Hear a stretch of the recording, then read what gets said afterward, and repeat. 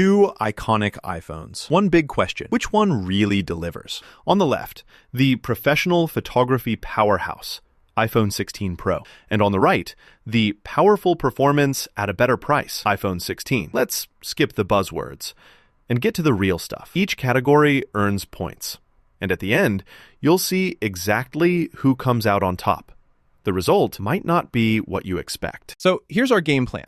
We're going to tackle every major category, from price, performance, display, camera system, battery life, design and build, software and AI, and finally, storage. Yep, we've got a lot to talk about. Imagine a mind map where each of these is a branch, and we're going to walk down every one. Sound good? Let's get going. First things first, let's talk price. Because seriously, unless you've got cash to burn, this is probably your biggest concern, right? The iPhone 16 Pro, yeah, it's the premium pick. Not going to sugarcoat it, you pay a solid $200 or more on top of the regular 16. And while, sure, you get some fancy features that are awesome if you're a pro photographer or need max specs, for most of us, it's kinda a heavy ask up front. But the regular iPhone 16, honestly, that's where it shines.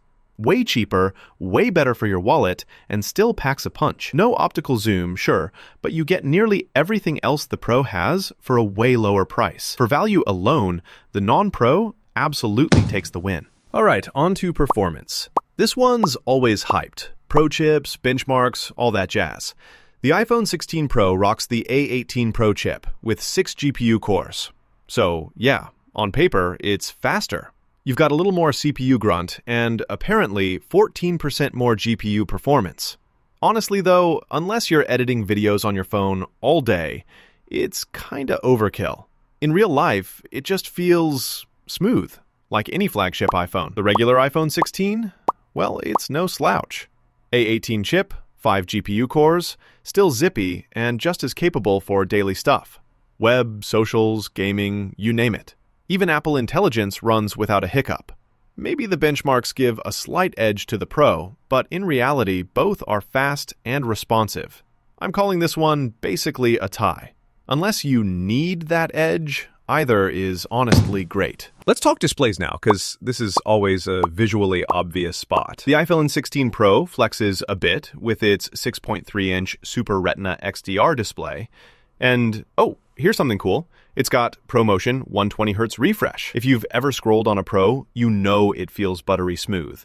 And that goes double for animations and gaming. Plus, outdoor brightness is next level, 2000 nits. So even blazing sunshine is no problem. But hey, it's a bigger screen. And bigger sometimes means bulkier and a tad more battery use. Just saying. Meanwhile, the iPhone 16 packs a tight 6.1-inch Super Retina XDR. Still sharp, same pixel density, HDR10, Dolby Vision, the works. It's super easy to hold and feels snappy, except it's stuck at 60 Hz.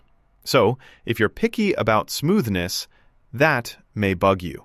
Score-wise, definitely the Pro's show here. Oh, and here's a bit of trivia for the nerds out there. The iPhone 16 Pro's A18 Pro chip actually gives you 14% faster GPU performance.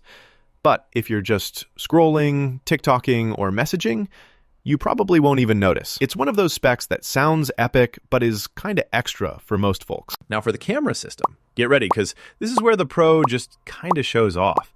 The iPhone 16 Pro brings out all the stops. You get a dedicated 5x telephoto lens for those crisp zoom shots, ProRes and log video, 4K Dolby Vision up to 120 FPS, the works. Even some niche stuff like the Academy color encoding system. Yeah, that's pro-level nerdy. Also, the JPEG XL format for stills lovers. But hang on. If you're just snapping food pics or your pets, it can feel a little much. Bigger camera bump, too. With the regular iPhone 16, the main camera is still great. Solid zoom up to 2x, and things like camera control and quad mic spatial audio. For daily snaps and even vlogs, it'll do the job. Trust me. But yeah, it misses out on all the Pro video features, telephoto lens, and that sweet zoom. Winner here? Sorry, but the Pro takes it. Moving on to battery life. Honestly, both sound solid. On paper, they're pretty similar. The Pro packs a 3,582 milliamp hour battery, up 9-ish% from last year, and will totally get you through a long day. However, with that juicier display and chipset, it does drain a bit faster in real-world use. Now, the regular iPhone 16 perks up. With a 3,561 milliamp hour battery, it's got slightly better efficiency, so you'll squeeze out more screen time. Multiple tests say it even edges out the Pro in day-to-day usage. Not a massive gap, but you know what? If you hate charging, the non-Pro is actually the better bet. Design time! And, this is subjective, right? The iPhone 16 Pro is rocking titanium. Feels super premium, honestly, and the weight's been dropped compared to the older Pros. You get cool color options, a sleek look, and Pro vibes. If you want the Max, it's heavier, but still titanium, and it looks awesome. Downside, slightly heavier than the non-Pro, and you do pay for those premium materials. But the iPhone 16 regular is no slouch. It also sports titanium, comes lighter and way easier to hold one-handed. Bezels are a bit thicker, so it maybe doesn't feel as slick as the Pro, but both look the part. Really, this one's kind of a toss-up. Personal taste rules here. I'm calling it a tie. Pick what feels right in your hand. All right, software and AI. Honestly, this is where things get kind of boring because both of these have full-on Apple Intelligence and all the latest AI-powered features. Whether you grab the Pro or the regular, you get the same smart stuff, future-proofed for years. In fact, there's really no big difference in what you get out of the box or even with updates. Both of these are set for all the cool stuff Apple will drop next. So tie again here. Last up, storage. This is one spot the Pro goes for gold.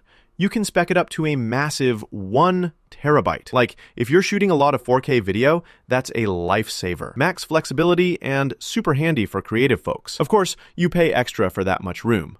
The regular iPhone 16, on the other hand, tops at 512 gigs. Still a lot, but if you're dabbling in video work or want everything on your phone, it can feel tight. For most people, though, 512 gigs is more than enough. But for the creators and power users, the Pro's your winner for storage. So, big picture time.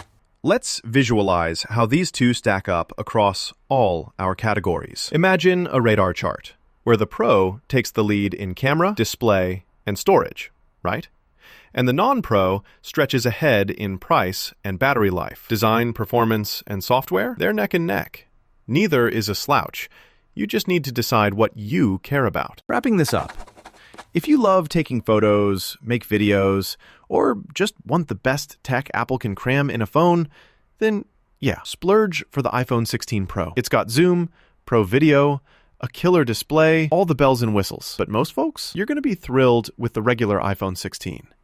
It's fast, smart, and more friendly on your wallet. In everyday use, they feel way more similar than you'd expect. Hey, if you found this breakdown helpful, maybe hit that subscribe. Seriously, it helps me out, and you won't miss any of our next deep dive comparisons.